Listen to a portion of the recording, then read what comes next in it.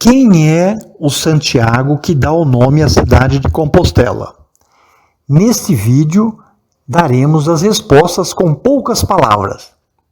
Santiago foi um judeu galileu que nasceu em Israel na época da ocupação romana. Seu pai era Zebedeu, um pescador.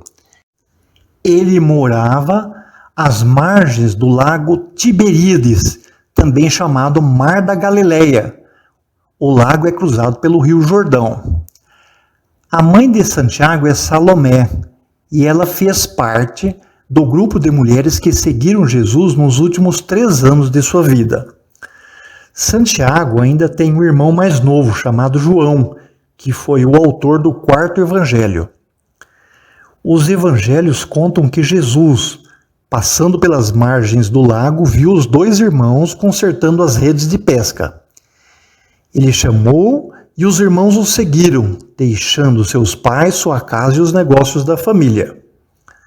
Assim, eles se tornaram muito amigos. Santiago tinha um caráter apaixonado, ambicioso, ousado e determinado. Por isso, Jesus o apelidou de Filho do Trovão. Santiago foi um dos 12 apóstolos. Ele testemunhou todos os eventos da vida de Jesus até a sua morte e ressurreição. Santiago difundiu a mensagem de Jesus: amai-vos uns aos outros como eu os amei. Após a ressurreição, os apóstolos percorreram todos os caminhos dos países conhecidos na época para levar o cristianismo. Segundo a tradição, Santiago foi evangelizar na Espanha. A pregação de Santiago não foi um sucesso como ele esperava. Então, depois de alguns anos, ele retornou ao seu país. Mas, ao chegar, foi preso, condenado à morte e decapitado. Em Atos dos Apóstolos, deduz-se que seu martírio foi entre 41 e 43 depois de Cristo, durante o reinado de Herodes Agripa. Após a morte de Santiago, a tradição e as lendas continuam relatando o que se refere a esse apóstolo. O condenado não podia ser enterrado em seu país. O corpo foi colocado num navio com quilha de pedra, ou talvez fosse o navio que carregava pedras.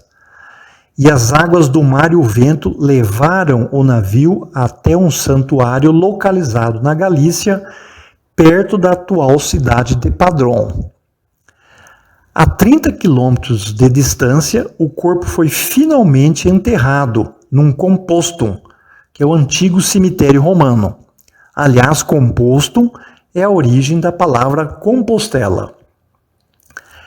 A tumba foi esquecida por muitos séculos e cerca de 770 anos depois foi descoberta. Em 1813, um eremita, guiado por uma estrela misteriosa, descobriu a tumba. O bispo local identifica a sepultura como de Santiago. E o Papa Gregório IV fica contente com a descoberta. O rei das Astúrias mandou construir ali uma igreja e nomeou Santiago o padroeiro de todas as Espanhas. Os primeiros peregrinos da Espanha, mas também de toda a Europa, decidiram vir prestigiar as relíquias do apóstolo. Ao longo dos séculos e ao longo do caminho, na França e na Espanha foram atribuídos vários milagres ao santo. Por exemplo, o que ocorreu em Santo Domingo de la Calçada. Ele é o herói de muitas lendas que o peregrino descobre durante o caminho. Numa dessas lendas, relata-se o aparecimento de Santiago na Batalha de Clavijo, onde ele lutou com os exércitos de reconquista contra os sarracenos. Várias obras, e em particular uma estátua localizada na Catedral de Santiago de Compostela, retratam o santo como um guerreiro a cavalo levantando a sua espada. Na Idade Média, a peregrinação foi um enorme sucesso. A recepção aos peregrinos foi organizada para servir, alimentar e abrigar todos esses viajantes. Diversas rotas foram traçadas por toda a Europa. Porém, depois houve vários períodos com menor entusiasmo na peregrinação. Mas a partir de meados do século XX, o caminho ganhou um novo impulso.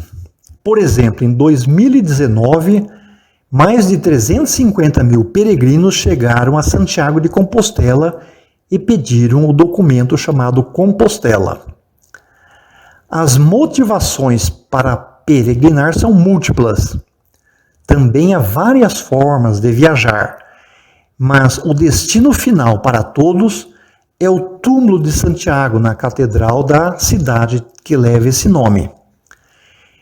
Ninguém pode assegurar cientificamente aos peregrinos que o corpo da pessoa decapitada na época romana e que jaz na catedral é o verdadeiro apóstolo Santiago.